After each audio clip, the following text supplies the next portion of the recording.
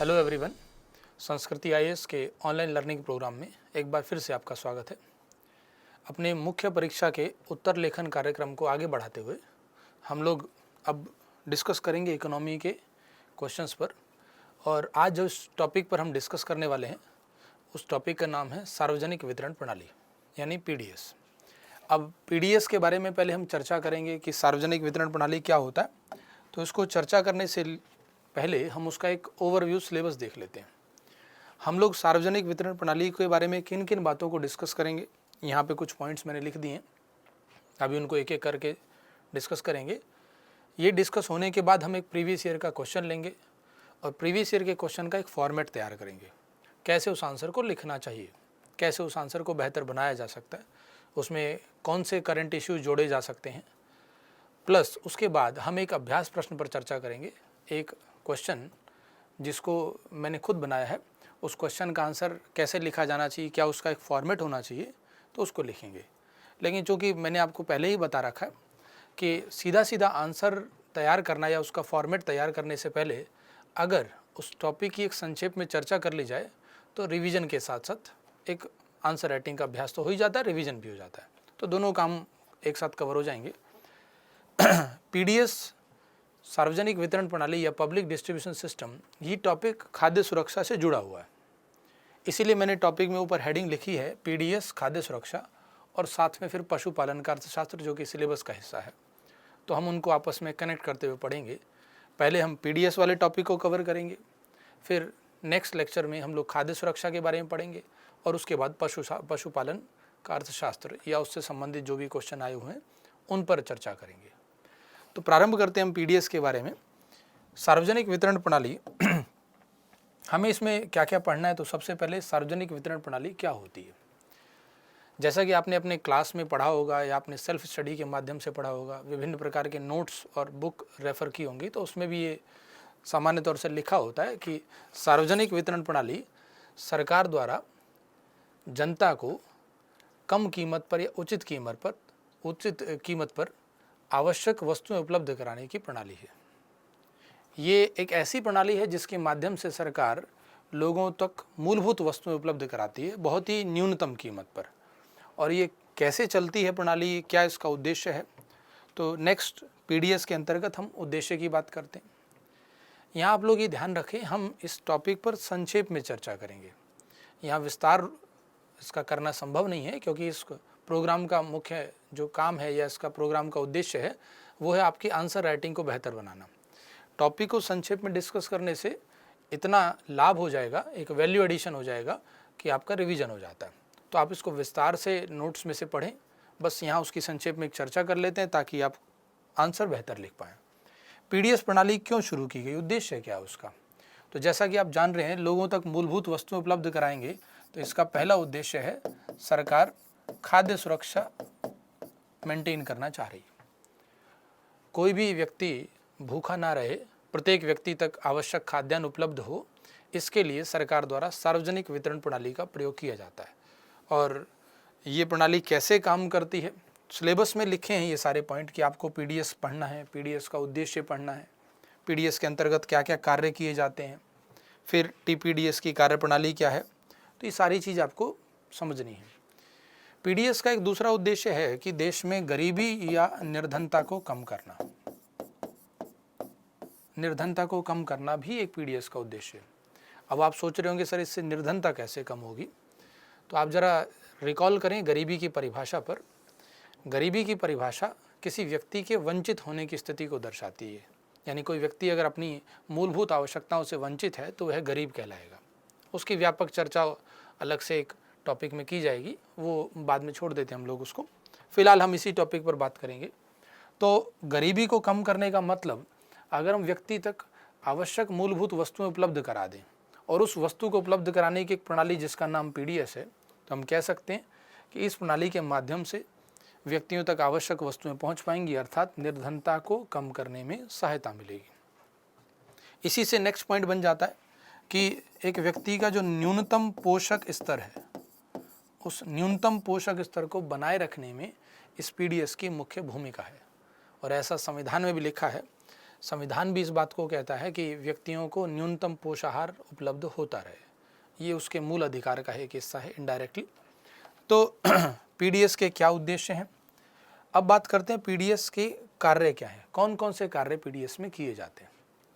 सार्वजनिक वितरण प्रणाली, इसके तहत जो कार्य किए जाएंगे उन कार्यों को समझने के लिए हम एक डायग्राम बना लेते हैं। एक डायग्राम से उन कार्यों को समझ लेते हैं, हालांकि इसको संक्षेप में समझेंगे।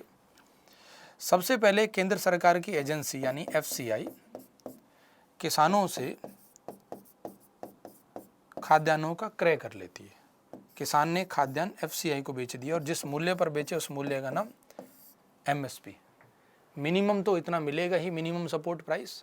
और फाइनली एफसीआई जिस मूल्य पर किसानों से अनाज की खरीद करता है उसे प्रोक्योरमेंट प्राइस या खरीद मूल्य कहते हैं। एफसीआई इस अनाज को खरीद के आगे इसका प्रयोग करेगा, तो एफसीआई आगे इसको वितरित करने से पहले उसे हो सकता है कुछ समय तक इस अनाज का भंडार करके रखना पड़े। तो यहाँ पर एफसीआई द्वारा भंडारण किया जाएगा, स्टोरेज किया जाएगा। एफसीआई इस अनाज को भंडार करके रखने के बाद इसे वो स्टेट तक पहुँचा देता है, राज्यों तक। और राज्यों में पॉइंट ऑफ बल्क डिस्ट्रीब्यूशन यानी एक ऐसा पॉइंट जहाँ पर उस राज्य के समस्त जिलों में उस अनाज का वितरण किया जाएगा, तो उसे हम पॉइंट ऑफ बल्क डिस्ट्रीब्यूशन का नाम दे रहे हैं। एफसीआई परिवहन साधनों के माध्यम से उस खाद्यान्न को राज्यों तक पहुंचा रहा। अब इस पॉइंट ऑफ बल्क डिस्ट्रीब्यूशन से यहाँ से ये अनाज एक चैनल के माध्यम से जिला और जिला के बाद फिर ब्लॉक स्तर पर, उसके बाद ग्रामीण स्तर तक, फाइनली अनाज एफपीएस यानी उचित मूल्य की दुकान तक पहुंचा दिया जाएगा। अगेन फिर यहाँ परिवहन संसाधन यूज होंगे। और एफपीएस यानी उचित मूल्य की दुकान, जिसको हम सामान्य भाषा में राशन की दुकान कहते हैं, ये उचित मूल्य की दुकान का डीलर ये उस अनाज को लाभार्थी को बांट देगा, वितरित कर देगा। जो वास्तविक लाभार्थी है उसको वितरण कर देगा। तो आप समझ सकते हैं किसानों से जिस अनाज की खरीद की गई, पहला काम है उसका भंडारण करना। यहाँ पर एफसीआई ने क्रय किया, फिर भंडारण किया, परिवहन के माध्यम से स्टेट के पॉइंट ऑफ बल्क डिस्ट्रीब्यूशन तक पहुँचा दिया। उसके बाद स्टेट का काम है आगे का कि उसे उचित मूल्य की दुकान तक पहुँचाए और लास्ट में लाभार्थी को वितरित कर दिया। तो इसमें जो जो चीज़ें आप पढ़ रहे हो वो सब पीडीएस के कार्यों के अंतर्गत आता है। जैसे क्या कार्य हुआ? पहला कि मिनिमम सपोर्ट प्राइस या उससे अधिक मूल्य पर खरीद करना, पीडीएस का पहला कार्य। दूसरा कार्य आवश्यक मात्रा में भंडारण करना। अब यहाँ जब हम क्लास में पढ़ते हैं तो भंडारण को डिटेल से पढ़ना होता है कि बफर स्टॉक क्या है, ऑर्डिनरी स्टॉक क्या है, वो जो बफर स्टॉक नॉर्म्स हैं वो सब क्लास में डिटेल से चर्चा की जाती है। संक्षेप में हम यहाँ मान लेते हैं दूसरा कार्य भंडारण करना। तीसरा परिवहन साधनों के द्वारा राज्यों के पॉइंट ऑफ बल्क डिस्ट्रीब्यूशन तक पहुँचाना। आप देख रहे होंगे खरीद करना या क्रय करना, खरीद या क्रय की बात है, खरीद या क्रय करना और साथ में भंडारण करना, ये दोनों काम केंद्र सरकार करती है। ये केंद्र सरकार के कार्य हैं। केंद्र सरकार यहाँ पर अनाज की खरीद करेगी और केंद्र सरकार उसका भंडारण भी करेगी। और केंद्र सरकार के अंतर्गत ये कार्य मुख्यतः नोडल एजेंसी एफसीआई द्वारा किया जाता है। बाद में इस अनाज का जब राज्यों तक पहुँच जाता है तो राज्यों के द्वारा इस अनाज का वितरण किया जाएगा। अब राज्य उचित मूल्य की दुकान के डीलर को वितरण करेगा, तो उचित मूल्य की दुकान का डीलर कौन होगा, इसका लाइसेंस देने का अधिकार भी राज्यों के पास होता है। ये उचित मूल्य की दुकान का डीलर, एफपीएस का डीलर, वास्तविक लाभार्थी की पहले पहचान करेगा। लाभार्थी है कौन, लाभार्थी की पहचान के तरीके या दिशा निर्देश इसको पहले से केंद्र सरकार एवं राज्य सरकार से मिल चुके होते हैं। उन दिशा निर्देशों के आधार पर इसने लाभार्थी की पहचान की और फाइनली जो लाभार्थी के लिए निर्धारित, पहले से निर्धारित किया गया खाद्यान्न, उतना खाद्यान्न उसे वितरित कर देगा पूर्व निर्धारित मूल्य पर। तो इसमें कार्य पूरे कंप्लीट हो जाते हैं। और आप देखेंगे कार्यों के साथ साथ कि पीडीएस कैसे काम करता है, कार्य प्रणाली। सिलेबस में आपको समझना है कि पीडीएस के कार्य कौन से हैं और पीडीएस की कार्य प्रणाली कैसे काम करती है। तो मैंने दोनों बातें इसके अंतर्गत आपको बताई कि कैसे ये पीडीएस व्यवस्था कार्य कर रही है। किसानों से लेकर के वास्तविक उपभोक्ता तक, वंचित वर्ग तक खाद्यान्न उचित मूल्य पर उपलब्ध करा दिया जाता है इस प्रणाली के द्वारा। अब हम इसे संक्षेप में जान चुके हैं। साथ में हम ये भी समझ लेते हैं कि ये पीडीएस में टीपीडीएस और आरपीडीएस ये जो शब्द लिखे गए हैं, ये टीपीडीएस आरपीडीएस क्या है? आरपीडीएस की फुल फॉर्म है रिवैम्प्ड पब्लिक डिस्ट्रीब्यूशन सिस्टम, पुनर्गठित सार्वजनिक वितरण प्रणाली। और दूसरा है targeted PDS, targeted public distribution system. हुआ ये था कि जो पुरानी सार्वजनिक वितरण प्रणाली चल रही थी उसमें ये खाद्यान्न सभी व्यक्तियों तक वितरित किया जाता था और उसका परिणाम निकलता था कि सरकार का खर्च बहुत बढ़ जाता था।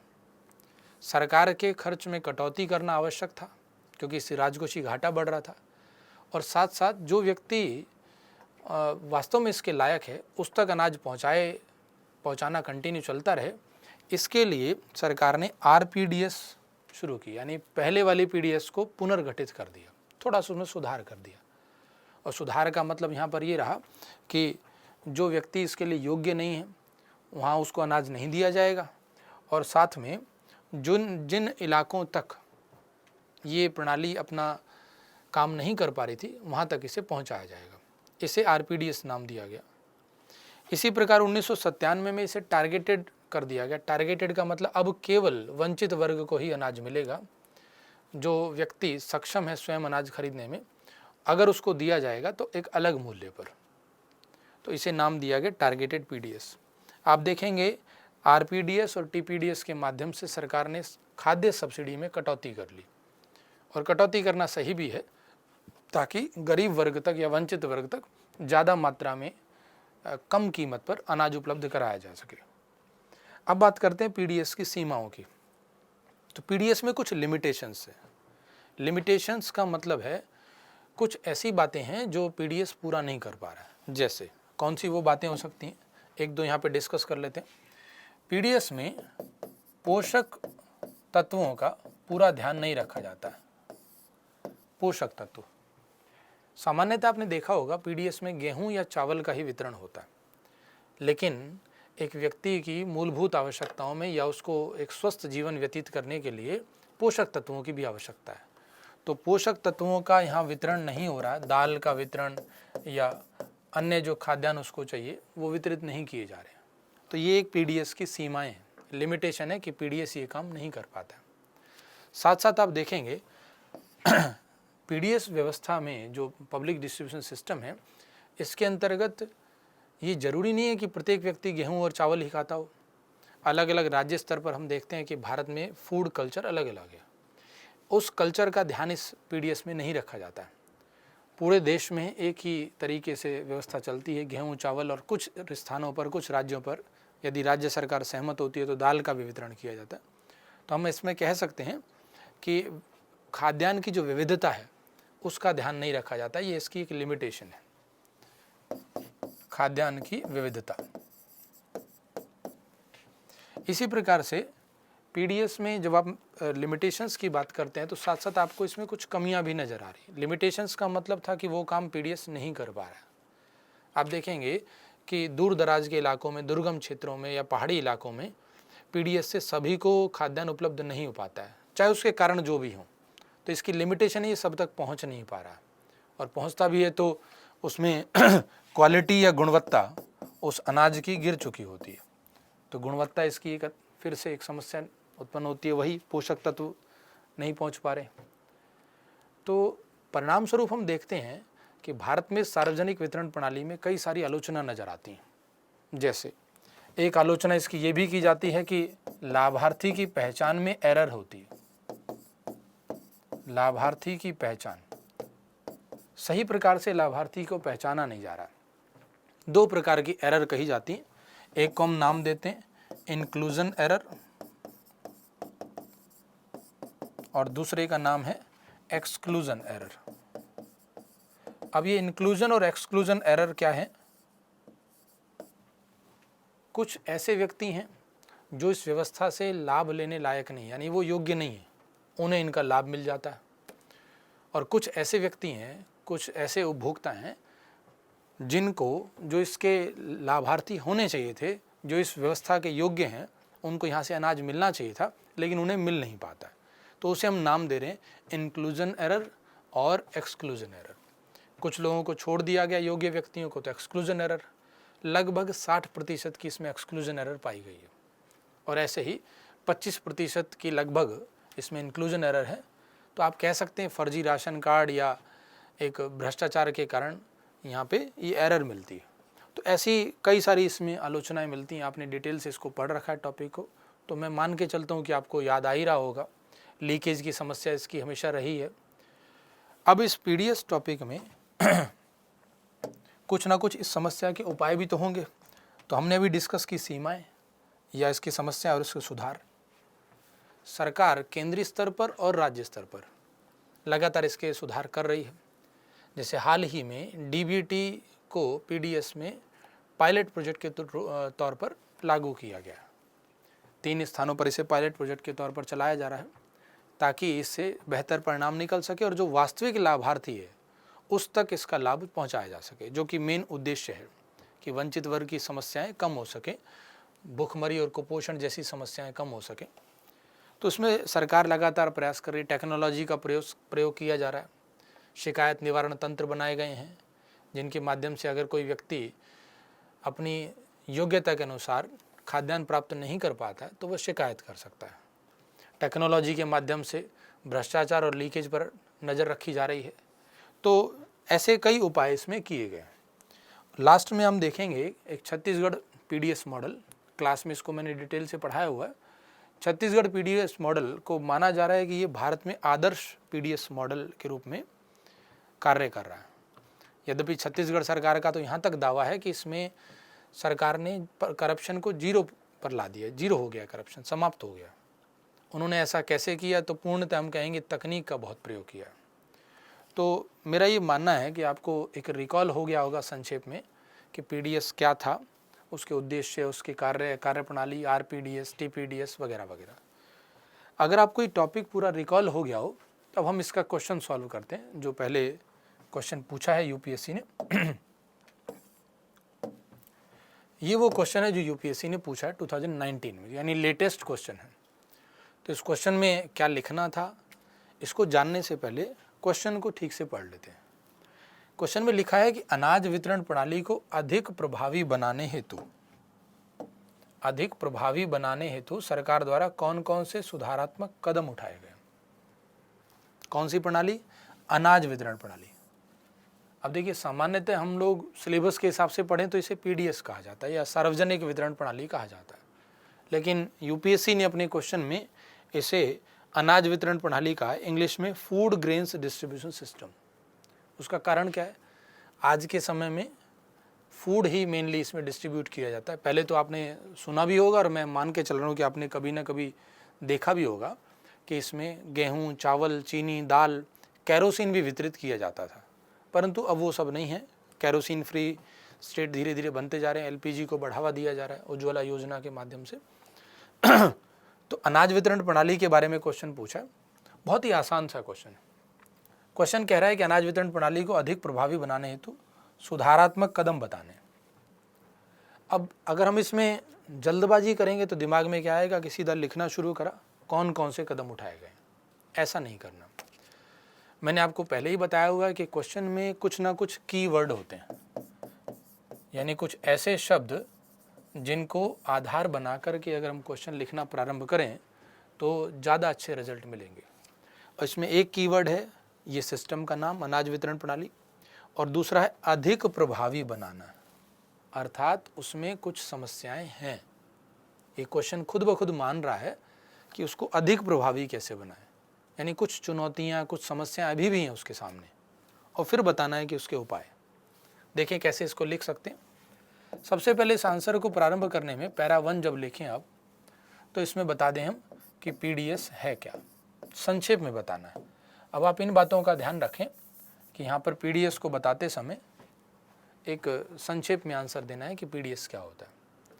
सरकार द्वारा वंचित वर्ग को उचित कीमत पर आवश्यक मूलभूत वस्तु उपलब्ध कराने की प्रणाली सार्वजनिक वितरण प्रणाली कहलाती है। एक लाइन में मैंने आंसर को कंप्लीट किया, पीडीएस का क्या होता है। लेकिन चूंकि ये क्वेश्चन पूछ रहा है कि पीडीएस को अधिक प्रभावी बनाने हेतु सरकार द्वारा कदम बताने हैं, तो इसी पहले पैराग्राफ में अगर आपको कोई आंकड़ा याद हो, कोई डेटा याद हो, तो वर्तमान स्थिति यहाँ पर लिख दें। अब दिमाग में क्वेश्चन आता है, सर वर्तमान स्थिति किस चीज़ की लिखनी है? क्या ये लिखना चाहिए कि कितना अनाज बांटा जा रहा है? तो मेरे ख्याल से अगर आप थोड़ा सिलेबस रिकॉल करें तो पीडीएस का टॉपिक सब्सिडी से लिंक होता है। पीडीएस में जो वितरित किया जा रहा है खाद्यान्न, वो एक प्रकार से खाद्य सब्सिडी वितरण का तरीका है। तो फूड सब्सिडी को वितरण करते समय पीडीएस का प्रयोग किया जा रहा है। तो यहाँ जब आप वर्तमान स्थिति दें तो वहाँ पे बता दें कि सरकार खाद्य सब्सिडी में लगभग कितनी राशि प्रयोग कर रही है। मैं यहाँ पे आपको आंकड़ा नहीं दूंगा, नंबर नहीं बताऊंगा, जानबूझ के मैं नंबर नहीं बताना चाह रहा। मेरा ये मानना है कि आप कॉन्सेप्ट सीखें, नंबर आपको तब बताना है जिस वर्ष आप ऐसे क्वेश्चन लिख रहे हो। हमारा उद्देश्य आपको आंसर का फॉर्मेट समझाना है, नंबर याद करवाना नहीं। तो आप लोग जब भी इसका ऐसे क्वेश्चन आते हैं तो पहले पैराग्राफ में पीडीएस का तात्पर्य या पीडीएस क्या होता है संक्षेप में वो बताया, और साथ में ये बता दिया कि बजट 2020-21 के अनुसार वर्तमान में केंद्र सरकार द्वारा लगभग इतना करोड़ रुपए खाद्य सब्सिडी के रूप में व्यय किया जा रहा है। इससे आपने आंसर को करंट इशू से थोड़ा सा जोड़ दिया। नेक्स्ट, पैरा 2 की बात करें तो क्या हमें सीधे सुधारात्मक कदम बता देने चाहिए? नहीं। जैसा मैंने आपसे कहा कि यहाँ पर सीधा सुधारात्मक कदम बताने की बजाय हमें ये बताना चाहिए कि इसको कैसे, पहले इसकी चुनौतियाँ क्या हैं, फिर बताएंगे इसको कैसे सुधारा जाए। तो पैरा 2 में पीडीएस के सिस्टम के अंतर्गत कौन सी चुनौतियाँ या समस्याएं हैं, उन चुनौतियों और समस्याओं की चर्चा करनी चाहिए। और चूँकि इसमें कुछ चुनौतियाँ और समस्याएं हैं, मैंने आपको शुरुआत के लेक्चर में बताया हुआ है कि आपको यहाँ पर कोशिश करनी है कि आंसर को पॉइंट्स में कंप्लीट किया जाए। तो आंसर पॉइंट्स में कंप्लीट करने के लिए यहाँ पे आप जो चुनौतियाँ बताएं, वो चुनौतियाँ अगर पॉइंट्स में लिख पाएँ तो ज़्यादा अच्छा रहेगा। कौन कौन सी चुनौतियाँ हैं? जैसे पीडीएस में सरकार खाद्य सब्सिडी वितरित करती है तो घाटा बहुत बढ़ जाता है, एक चुनौती। इसी तरह से यहाँ पर दूसरा पॉइंट देखें तो मैंने अभी बोला था कि लीकेज की समस्या है, भ्रष्टाचार की दिक्कत। थर्ड पॉइंट एरर है, इंक्लूजन एरर और एक्सक्लूजन एरर, अभी हमने चर्चा कर ही ली थी उसकी।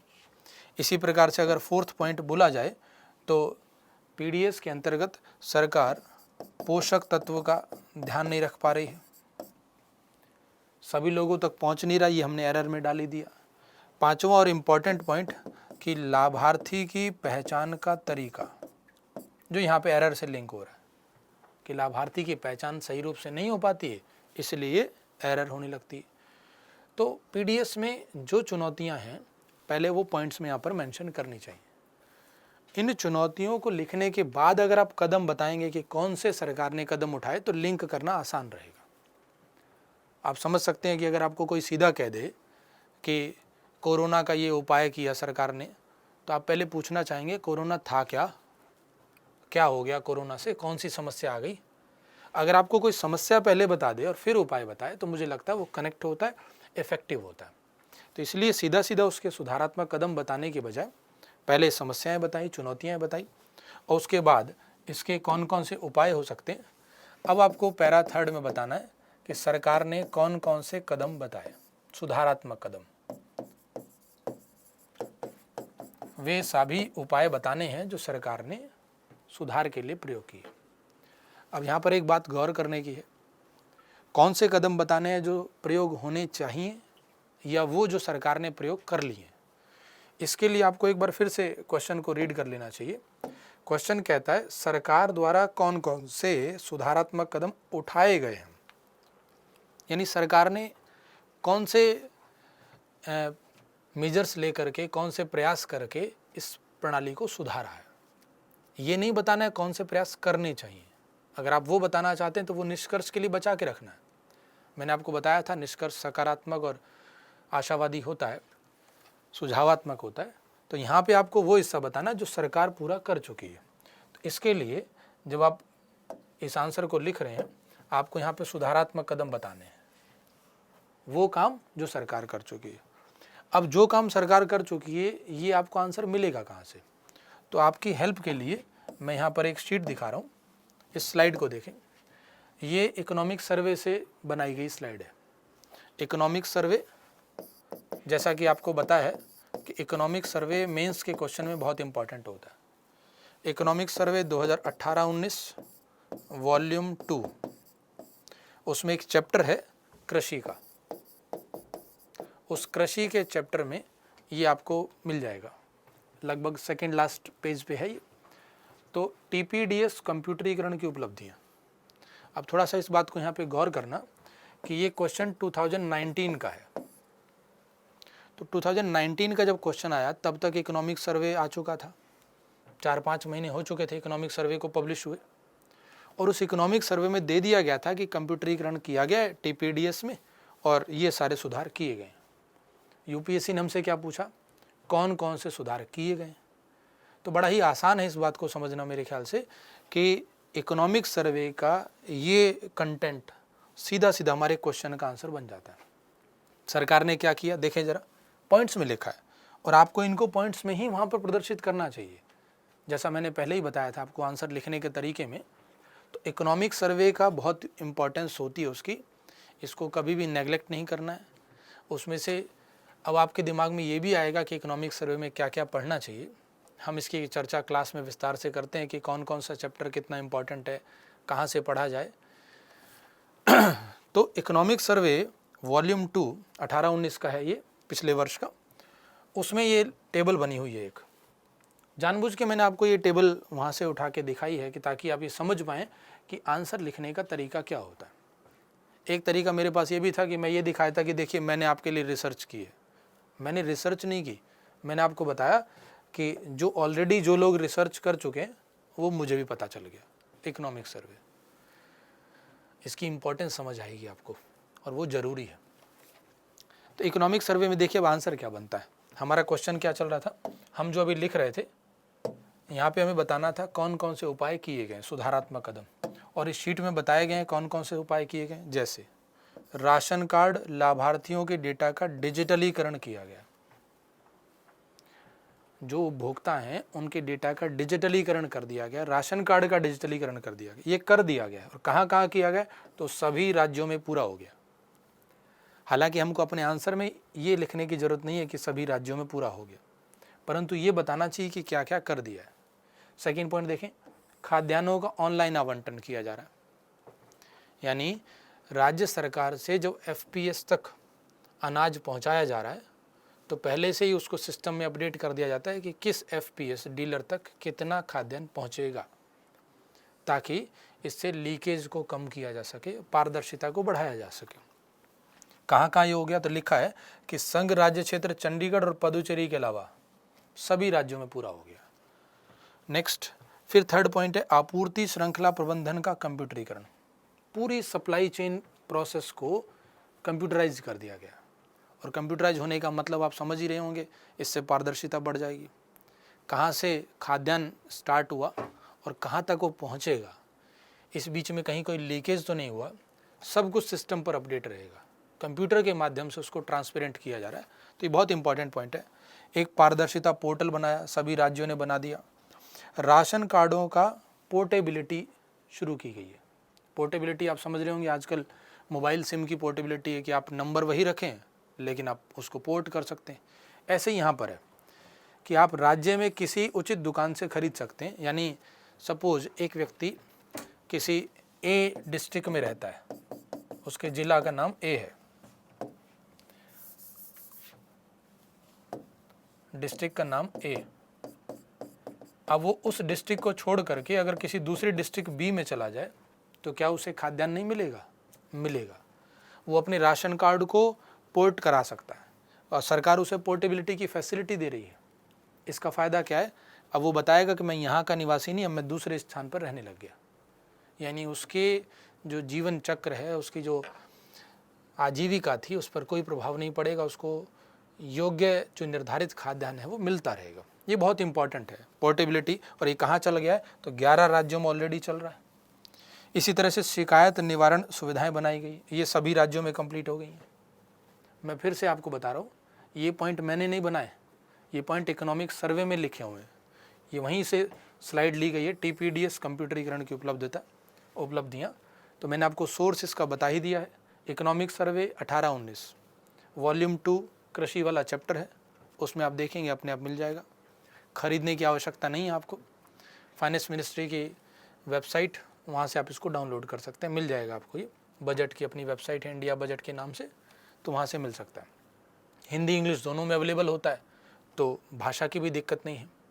बस आपको इतना सीखना है कि ये काम कैसे आता है, वही मैं आपको सिखाने का प्रयास कर रहा हूँ। इसीलिए मैंने नाम बताया कि सोर्स क्या है इसका। अब आप देखें, इन सारे पॉइंट्स को लिखने के बाद जब हम अपने चौथे पैराग्राफ पर आते हैं, हमारा थर्ड पैराग्राफ चल रहा था कि सुधारात्मक कदम। तो वो जो अभी हमने स्लाइड से डिस्कस किया, ये सब पॉइंट्स में लिख दिया। अब पैरा 4 हमसे डिमांड करता है कि हम इसे कंक्लूड करें, और कंक्लूड करने से पहले अगर एक बार क्वेश्चन फिर से देख लें तो आपके दिमाग में आ जाएगा कि कंक्लूजन में क्या लिखना चाहिए। हमने लिखा सुधारात्मक कदम कौन से उठाए गए, बता दिया, पॉइंट्स में बता दिया कौन कौन से कदम उठाए गए। तो निष्कर्ष अब कैसा होना चाहिए? निष्कर्ष होना चाहिए सुझावात्मक सकारात्मक, यानी जो कदम उठाए गए वो पर्याप्त पूर्णतया तो नहीं है, उसमें और कुछ सुधार की गुंजाइश है। और अगर आप गौर करें तो सुधार की गुंजाइश इसमें नज़र आ रही थी। ये देखिए, 11 राज्यों में पोर्टेबिलिटी हुई है, सभी जगह नहीं। तो हम निष्कर्ष में लिख सकते हैं कि राशन कार्ड की पोर्टेबिलिटी को सभी राज्यों में त्वरित गति से लागू करना चाहिए। साथ साथ जो चीज़ और पूरी नहीं है उसको भी लिख सकते हो आप। जैसा ये देखिए, आपूर्ति श्रृंखला का कंप्यूटरीकरण 25 राज्यों में पूरा हुआ है और कुछ राज्यों में प्रगति पर है। तो ये भी लिख सकते हैं आप कि एक तो लिखा राशन कार्ड की पोर्टेबिलिटी, इसको सभी राज्यों में जल्दी से लागू करना चाहिए। दूसरा, आपूर्ति श्रृंखला प्रबंधन का पूरे भारत में कंप्यूटरीकरण तीव्र गति से किया जाना चाहिए। एवं लाभार्थी की पहचान के लिए सरकार को और अधिक पारदर्शी विधि अपनानी चाहिए। एक और बात देखें, अगर आपको याद हो, आपने सिलेबस पढ़ा हो, तो आपको ध्यान आ रहा होगा कि यहाँ पे हम डीबीटी का प्रयोग कर सकते हैं। जो मैंने अभी आपको टॉपिक डिस्कस करते टाइम बताया था कि सरकार ने डीबीटी को लागू करने की शुरुआत तो की 3 स्थानों पर, लेकिन वो अभी तक पूर्णतः सफल नहीं रहा है। तो आप निष्कर्ष में लिख सकते हैं कि सरकार को सार्वजनिक वितरण प्रणाली में डीबीटी को पारदर्शी और उचित तरीके से लागू करने के प्रयास करने चाहिए, जो कि अभी पूर्णतः लागू हो नहीं पाया। तो निष्कर्ष में हमने थोड़ी सी एक सलाह दे दी, एक सुझाव दे दिया, लेकिन ऐसा सुझाव दिया जो संभव है। एक ऐसा सुझाव दिया जिस पर ऑलरेडी केंद्र सरकार काम कर रही है, यद्यपि पूर्णतः लागू हो नहीं पाया। उसमें कुछ कमियां आई थी।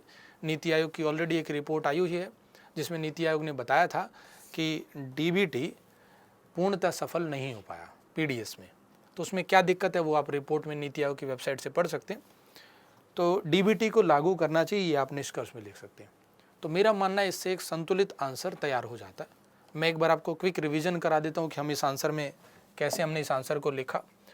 तो पहले पैराग्राफ में हमने बताया कि पीडीएस क्या होता है और उसमें खाद्य सब्सिडी की वर्तमान आंकड़े की जानकारी दे दी। दूसरे पैराग्राफ में डायरेक्ट कदम बताने की बजाय पहले थोड़ी चुनौतियां बता दी।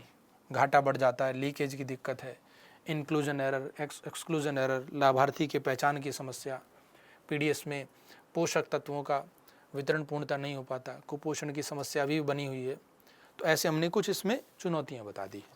पैरा थर्ड में हम बताएंगे कौन कौन से सुधारात्मक कदम हैं। तो यहाँ पे सुधारात्मक कदम बताने थे, ये मैंने अभी आपको बताया था कि हमने उस स्लाइड के माध्यम से ये सारे पॉइंट वहाँ पे लिखने हैं। नेक्स्ट, इसके बाद लास्ट में जब आप निष्कर्ष बताएंगे तो सुझावात्मक निष्कर्ष दे दिया कि डीबीटी को लागू किया जाए, राशन कार्ड की पोर्टेबिलिटी पूरे भारत में लागू की जाए, आपूर्ति श्रृंखला प्रबंधन को कंप्यूटरीकरण बनाने का प्रयास करना चाहिए। तो एक निष्कर्ष सकारात्मक और सुझावात्मक और आशावादी दृष्टिकोण के साथ रहा कि डीबीटी लागू करेंगे तो जो लीकेज आदि की समस्याएं हैं वो समाप्त हो जाएंगी। तो मैं आशा करता हूँ कि आपको ये क्वेश्चन लिखने का तरीका समझ आया होगा। इसी क्रम में हम आगे भी क्वेश्चन लिखते रहेंगे, लेकिन इसके लिए आपको संस्कृति IAS की एप्लीकेशन डाउनलोड करनी होगी। उस ऐप के माध्यम से इन क्वेश्चंस को हम लिखने का तरीका सीखते रहेंगे। ना केवल इकोनॉमी के क्वेश्चंस, बाकी अन्य विषयों के भी, जो भी UPSC के मेंस में विषय हैं उन सभी पर लगभग 50 से ज़्यादा क्वेश्चंस का प्रयास करेंगे कि उनका एक आंसर फॉर्मेट तैयार कर लें। और मैं फिर से एक बार कहूँगा, सीधा आंसर फॉर्मेट तैयार करने की बजाय अगर टॉपिक की संक्षेप में चर्चा हो जाए तो और ज़्यादा बेहतर रिजल्ट देता है, आपको समझने में उसे आसानी रहती है। किसी भी टॉपिक को डिस्कस करने से पहले आप लोग एक बार उसका क्विक रिवीजन अपने से भी कर लें। जो आपके पास नोट्स या रेफरेंस बुक हैं उनके माध्यम से भी आप रिवीजन करें। आशा करता हूँ आप सभी स्वस्थ होंगे, अपने अपने कार्यों में व्यस्त रहेंगे और ध्यान रखें अपना, इस अवधि में पढ़ाई को सुचारू रूप से जारी रखें। धन्यवाद। क्लासरूम हो या ऑनलाइन, टीम वही, गुणवत्ता वही।